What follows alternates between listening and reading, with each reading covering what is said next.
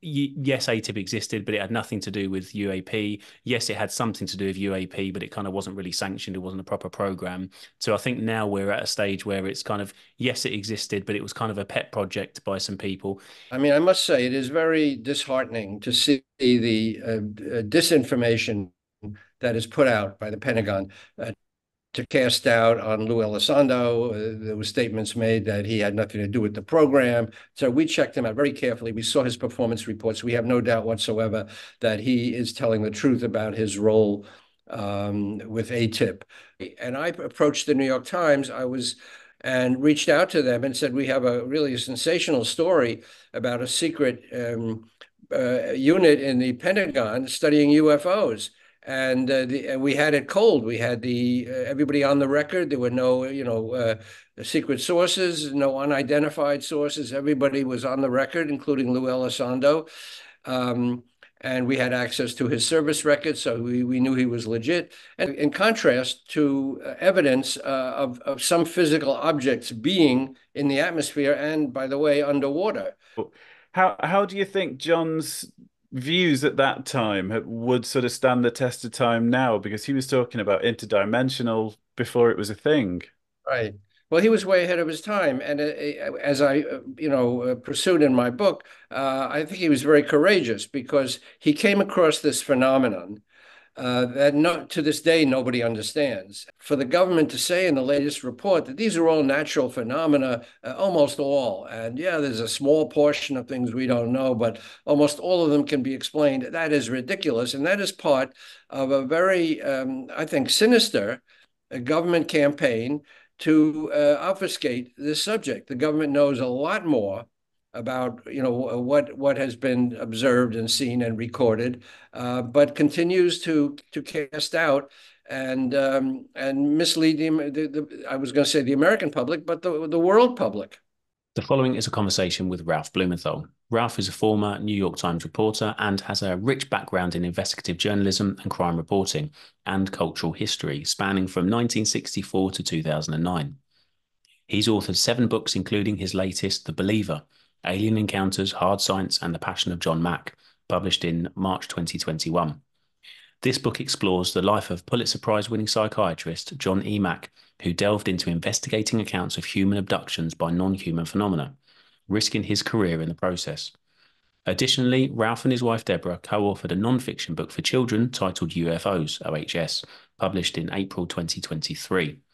In this conversation with Tom and I, we discuss how he came to publish the explosive story of the Pentagon's secret UFO program AATIP in the New York Times in 2017, his investigation into the credibility of Luis Elizondo, his work on John Mack, his feelings on the AARO Historical Report, and government misinformation into UFO UAP subject.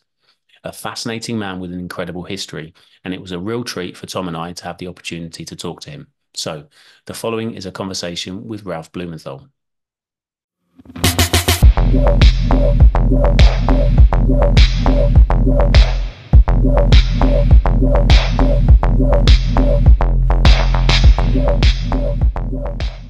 Ralph, thank you so much for joining us. We really appreciate your time here today. And if it's okay with you, we just like to kind of start and jump straight into kind of what first piqued your interest in the UFO UAP kind of subject. Where did it start?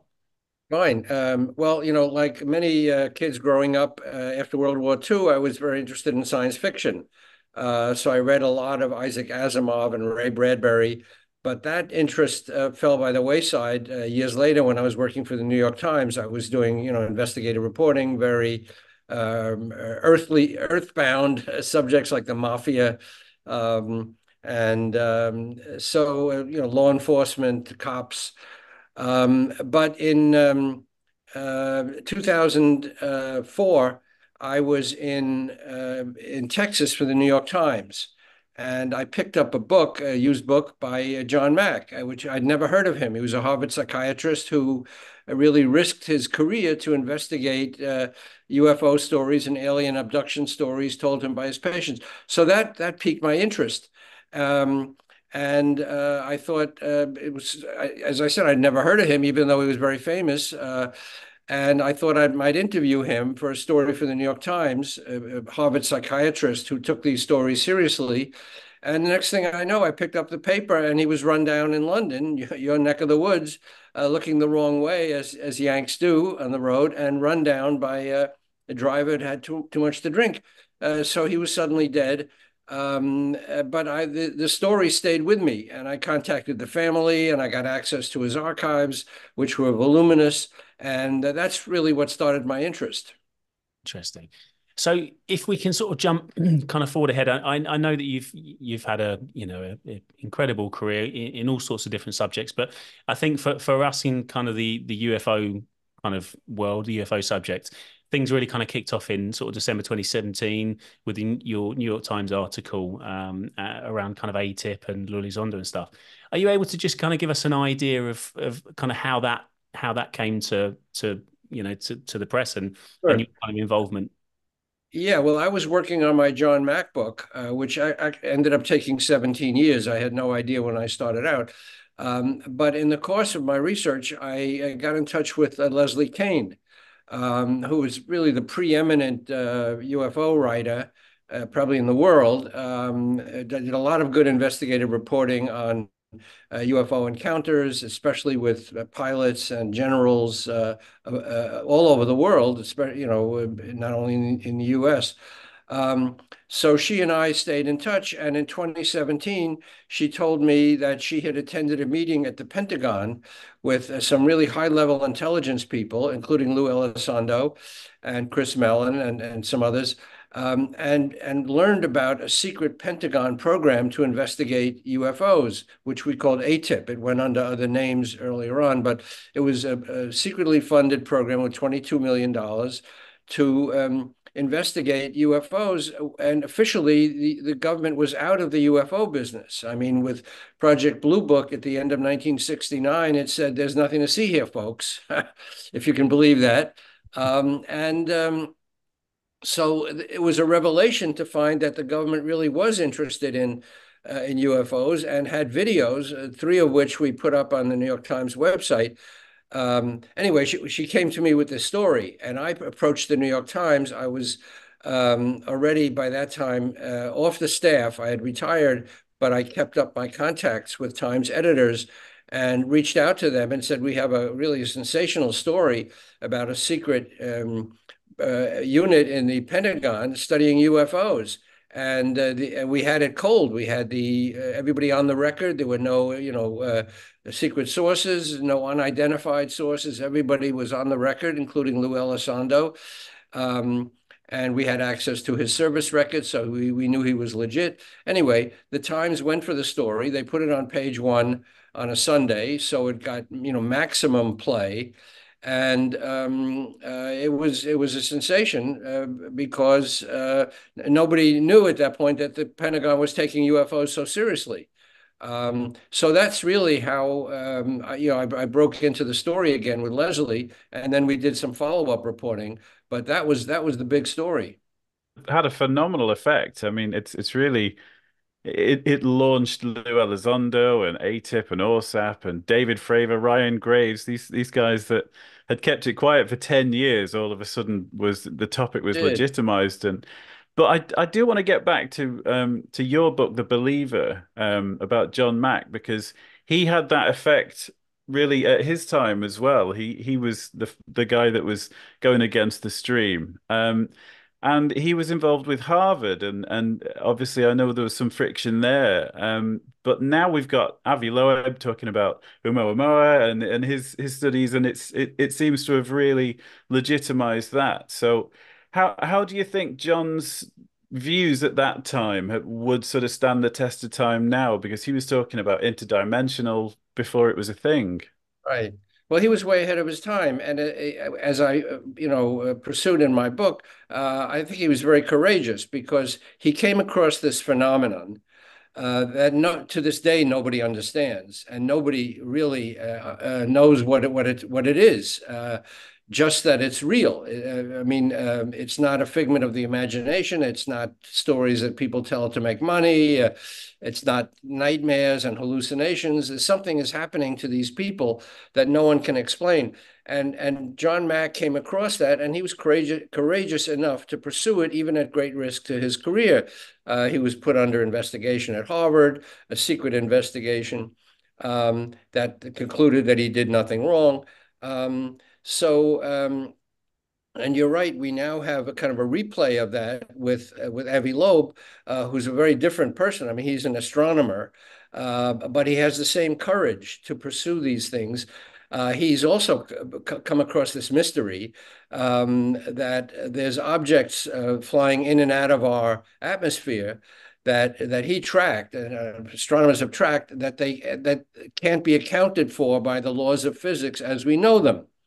So Avi launched an expedition to the waters of New Guinea and retrieved some objects, meteorite residue supposedly from the ocean floor that are being studied and that don't seem to comport with materials that we understand on Earth. It's still, not settled, but Avi has been very courageous, and he's been attacked, just like John Mack. Anybody who comes out, and I know I've been attacked, and Leslie's been attacked, and anybody who comes out on this issue saying that there is something to see here ends up getting attacked. So, I'm not complaining, I'm not whining. That's just the fact. That's the way it is. And our reporting has been very careful to, just say what we know and what we don't know. But that's where it stands. And Mack really, I think he opened the door to that kind of really pitiless examination of evidence, even in the face of how ridiculous it sounds. And it does sound ridiculous.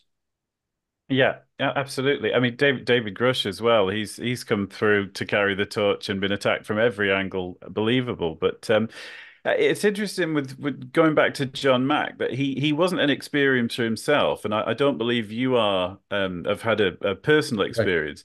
Right. But it's like he still went on that pilgrim's journey as a result of his interviews and the evidence that he discovered. So on the basis of that, he obviously had great discernment and most of the time knew where to draw the line in terms of going into the supernatural, and you can't mention that, and he kept the focus on the craft. And that was certainly something that you had to do in your 2017 article as well. So could you give us a bit of an insight into, as a journalist, what you think is sort of worthy of publishing an investigation, and where you think, this is going to get me criticized or something like that? Well, we're not afraid of getting criticized as long as we have the data. And the issue with the extraterrestrial aspect, to the subject, is there's very little, if any, proof that can be brought forward. In contrast to evidence of some physical objects being in the atmosphere and, by the way, underwater, which David Fravor observed something underwater. So these things seem to operate not only in the atmosphere, but underwater, which is a real mind blower. But in our reporting for the Times, we have always emphasized what can be what evidence can be brought forward. And again, there are Navy videos, very sophisticated recording devices that have shown objects that defy explanation in the atmosphere. And so far, none really underwater, except evidence of people who've seen, the aftermath of things passing by underwater. But let's just stick to the atmosphere. There are very good videos. And by the way, the videos we put out in the New York Times, the 3 videos, are just a small portion of the videos that were declassified by the government that we got access to. So we don't know what else is on the videos and what's on all the other videos that the government has. And they've been very secretive. Dealing in this area, so much of the information is classified. That is a real handicap.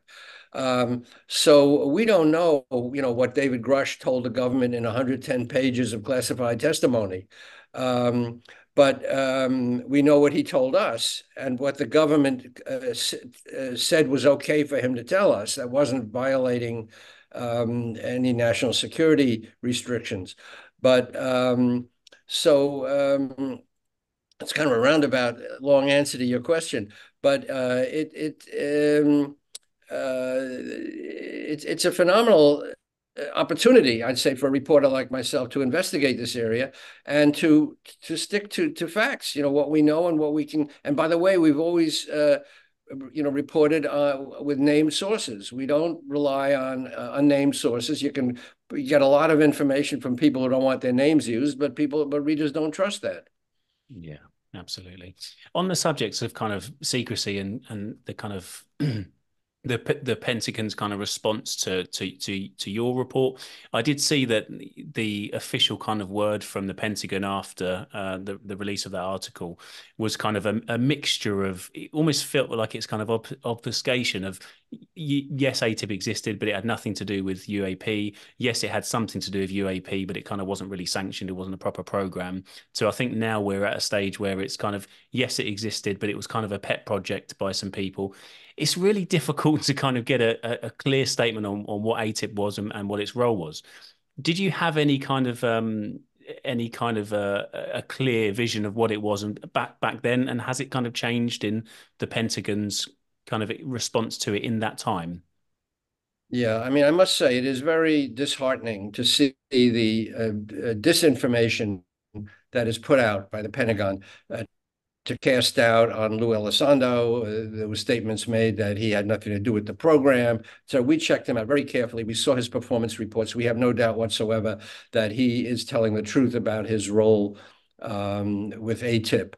As I said, AATIP went under different names. It was really OSAP in the beginning, when it was funded with $22 million in secret money, black money in the Pentagon budget. Obtained by Harry Reid, then the Senate Majority Leader, who was very interested in the subject. He got this money, and then the program became AATIP. But as I say, it really is one of the more disheartening aspects of this whole phenomenon, the way the Pentagon has dissembled to this day. I mean, it has tried to undermine the story by casting doubt on Luis Elizondo and different revelations. The latest report that came out of AARO saying that these were almost all natural phenomena that were misunderstood. These were weather balloons and atmospheric disturbances and, headlights from the desert floor and God knows what else.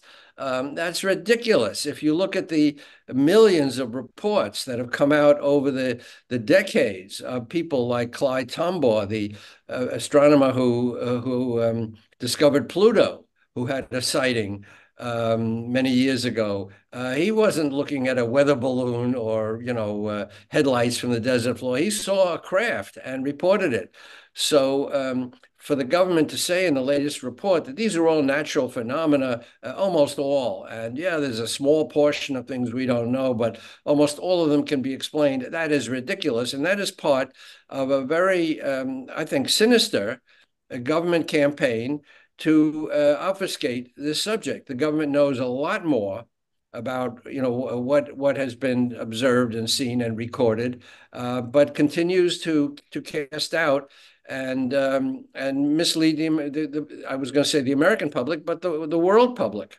Absolutely. No, I completely agree. And I'm interested in your kind of take on on what the kind of, I mean, you're an investigative reporter. You've been deep into this subject for a long time. And I know you cover a lot of different subjects, but you've certainly had a deep research into people like Joh Mack and the AATIP program and all sorts of things in between that, I should imagine, when you're kind of putting that all together.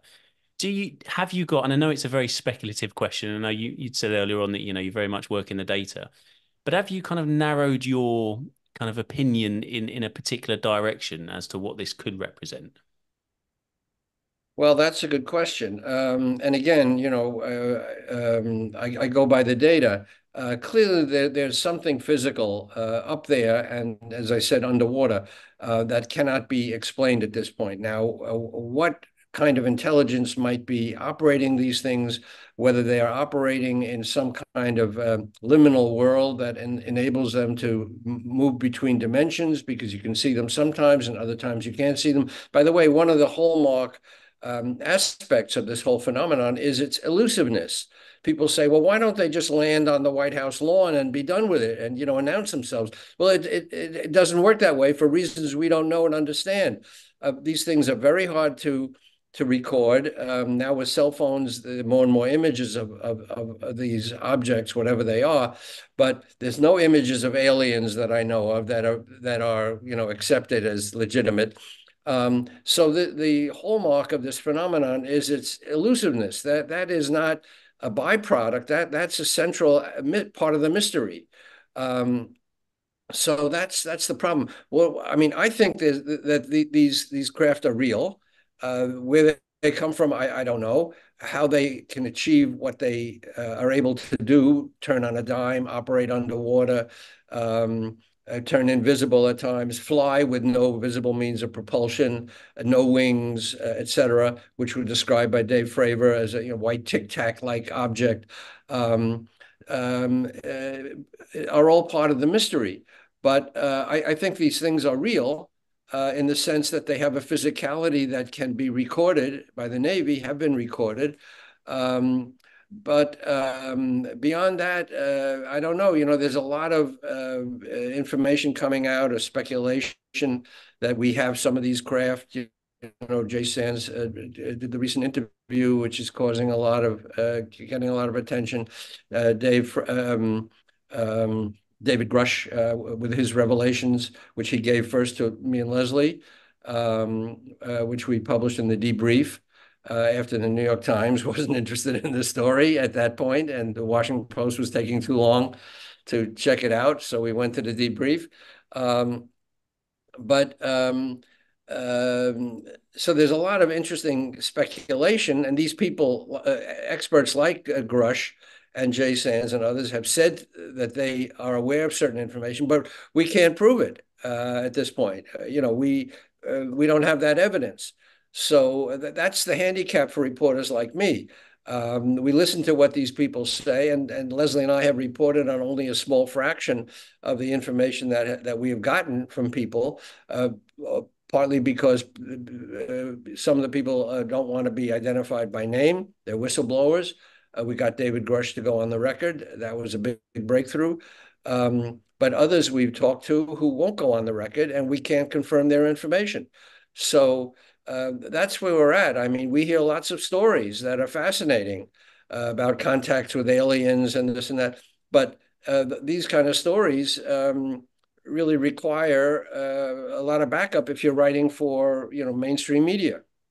I think that's what you said about the phenomena in general is fascinating there. I've been looking at some of the historical cases, and whether it's sort of a wooden ship in the sky with propellers, or it always seems to present itself as plausible but still impossible. So David Fravor, the fighter pilot, sees something that behaves like a fighter jet, but it's got no wings and no engines or anything like that. And John Mack, again from your book, The Believer, he was talking about how his towards the end of his life, he sort of, his contemporaries and him diverged a bit. He was talking about how they take us from our reality and manipulate it and reflect it back in a way, whereas Bud Hopkins and the others were saying that they were coming into it and into our sandpit sort of thing. So how do you think that stands up with what we're uncovering now and where this is going? Because it's still sort of a taboo subject to talk about the psychology of this.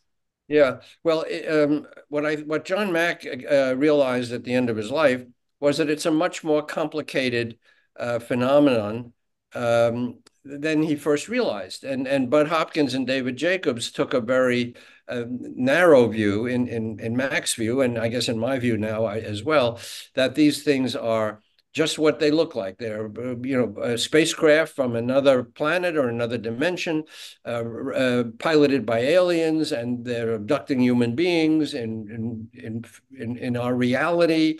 and all that. They took a very literal view of what was going on. Mack started to doubt that and said, well, it's much more complicated. Besides, there are all these other aspects of the paranormal that we don't understand. What happens after death?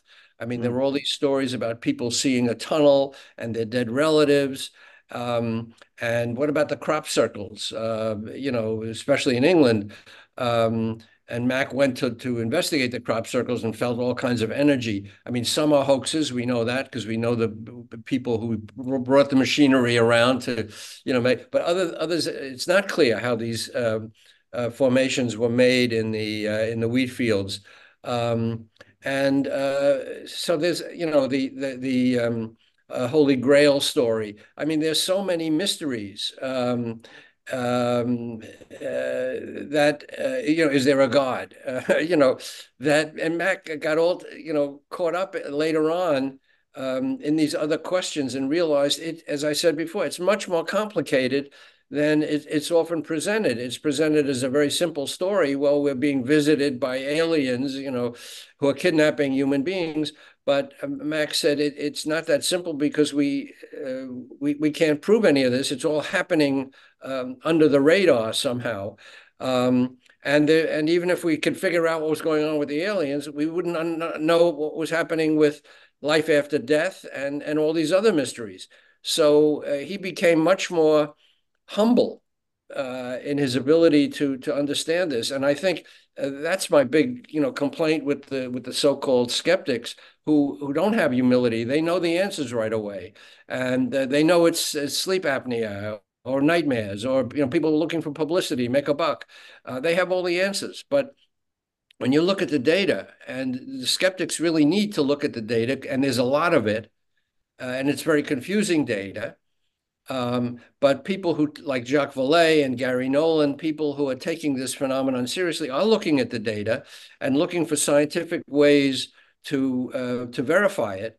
Looking at the brains of people who've had encounters, for example, looking at the materials that have been, some materials apparently have been recovered. We don't know that officially, but there are plenty of reports to that effect. So let's look at these materials. Let's look at these people who've had these encounters, and let's try to get at the science of it. Mack wasn't against science. I'm not against science. It would just, let's use the science that we have to look at this very complicated subject.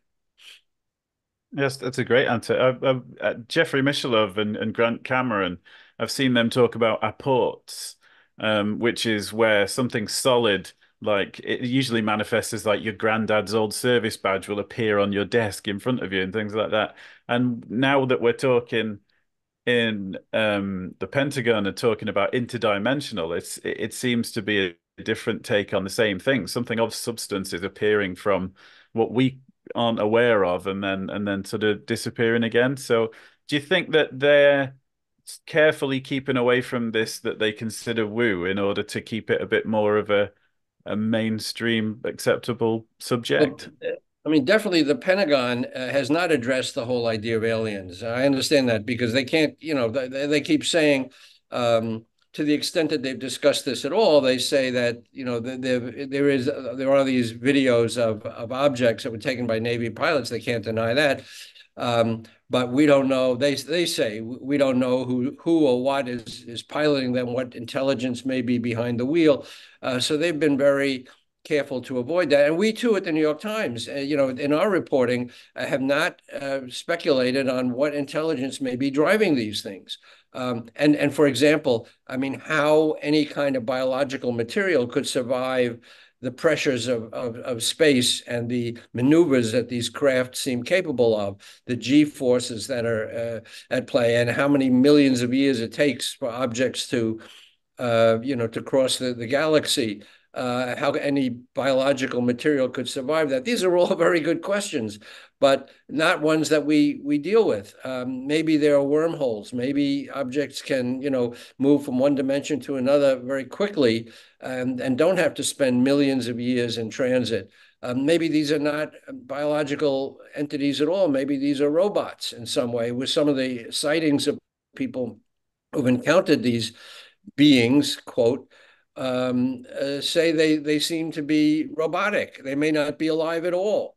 So there, that's the issue. But I think it's very important to draw the line between what we know, or what we think we know, what we've observed, and what we speculate on. So we can say, yeah, there's objects up there that we've recorded. We've taken pictures of them. There's something up there. It's been witnessed by our, most credible witnesses, jet pilots who benefited from millions of dollars of expert training, and they've seen these things. So, okay, there's something there. But beyond that, where they come from, who's running them, why are they here? What do they want from us? That's all speculation. Yeah. Ralph, can I ask, you're one of the biggest names in kind of investigative journalism. You worked for one of the biggest kind of brands, newspapers worldwide. When you took on the subject of UFOs and the work that Joh Mack did, when you started kind of bringing that into the kind of public sphere, did you get any kickback from people, any kind of pushback from people in the kind of mainstream? At times, editors were, properly skeptical. We brought out the information, all on the record. As I said, we didn't branch into things that we couldn't back up. We talked about high-level intelligence people with known service records who were studying this question, which already gave it a materiality, a reality. But we got jokes, and on the internet, which, as you know, is completely unruly. Leslie and I got raked over the coals by certain people. People were trying to figure out who we were talking to and get to those people first, and quote, reveal stuff on the internet, that what we were doing, investigating, and why weren't we doing this, and why, so a lot of second guessing. So there are a lot of bad actors out there in the internet, people who said some really awful things about Leslie and me and Helene Cooper, when we brought out our first story. So that comes with the territory. I'm a big boy, I can handle that. But to answer your question, yeah, there are still people who seem bent on discrediting stories that we put out that, again, I think are beyond reproach, that are very solid. But there are people who are trying to, make their reputation on tearing us down and raising questions.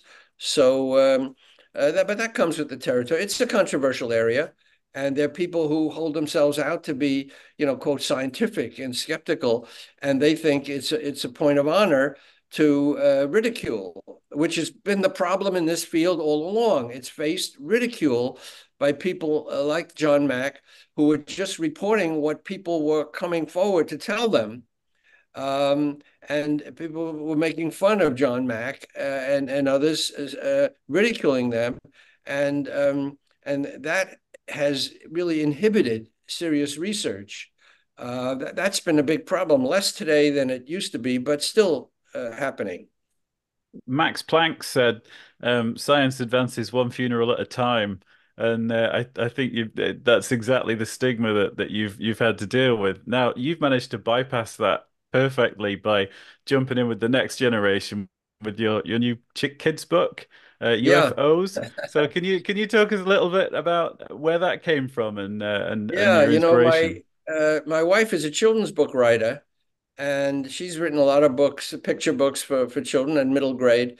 And she heard and saw me doing all these interviews, for the John Mack book and podcasts for the Believer. And she said at one point, well, why don't we do a children's book on UFOs? So we agreed that was a great idea. And when we looked into it, we found there was very little, almost nothing done in the way of nonfiction. There's a lot of, alien stories and, fantasy stories about spaceships from other planets, but nothing that is really gives a sound basis for this subject that librarians and teachers and parents can use to introduce the subject. So we came up with this book called UFOs, OHS, Mysteries in the Sky, which is a very simple way of explaining what is known and, more important, maybe what is not known about this. And we had a very good illustrator named Adam Gustafson, who had illustrated some of my wife Deborah's other books.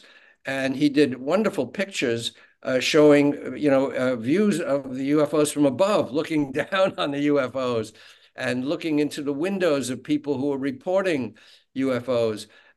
So we talk about the Roswell sighting in 1947, which was a big, landmark event, and not a sighting, but apparently a crash that was reported by the government at the time and then backtracked on. So we deal with that. And again, it's nonfiction. We don't talk about aliens. We just talk about things that are being sighted in the sky that are a mystery, but that are going to be part of the world of these kids growing up, because they're going to inherit this information and presumably go way beyond it. Because if you look, you realize the progress that was made, 66 years passed between the Wright brothers flight and the landing on the moon. I mean, if in 66 years you can go from the prototype airplane, heavier than air flight, to a landing on the moon, what will happen in the next 66 years? So these kids are going to be growing up in a world where UFOs and alien stories are going to be much more a part of serious scientific inquiry. So let's give them the basis for what we know now. Fantastic. I love that idea. Where would people be able to get hold of that then? Where's that out? Yeah, both The Believer and UFOs are available online through Amazon and through bookstores. So all they have to do, my website is ralphblumenthal.com, and all the books are noted on the website. So they're easy to find. And we go to book events too, by the way, book fairs and children's book fairs, where we engage with people. And by the way, the stories you hear from people when you have a table of books on UFOs, and people come up and they seem shy at first, and then they end up telling you about their own experience with UFOs. It's pretty amazing. So a lot of people have stories that they will share when they feel comfortable enough. They're a little reluctant at first, but it's amazing what you hear. Absolutely. I mean, it's something that Tom and I, we talk about this quite frequently, that there's always that kind of, until somebody knows that you've got an interest in the subject, they're kind of a bit standoffish. And as soon as they realize that it's something that you're kind of interested in, all of a sudden, well, I've had this experience, or I'm interested in this. And, it's this real open conversation, but it's getting the conversation going. So I really applaud you for that, and for all of your work, all of your service to the subject and to sort of journalism as a whole. Fantastic career. I'm really conscious of your time, Ralph, and I just want to thank you again for your time. And I just hope that we get an opportunity to sort of speak again in the future. Great. We'll stay in touch. Thank you so much for the opportunity and your audience. Really appreciate it. Thanks, Ralph. Take care of yourself. Speak to you soon. Okay. Bye-bye.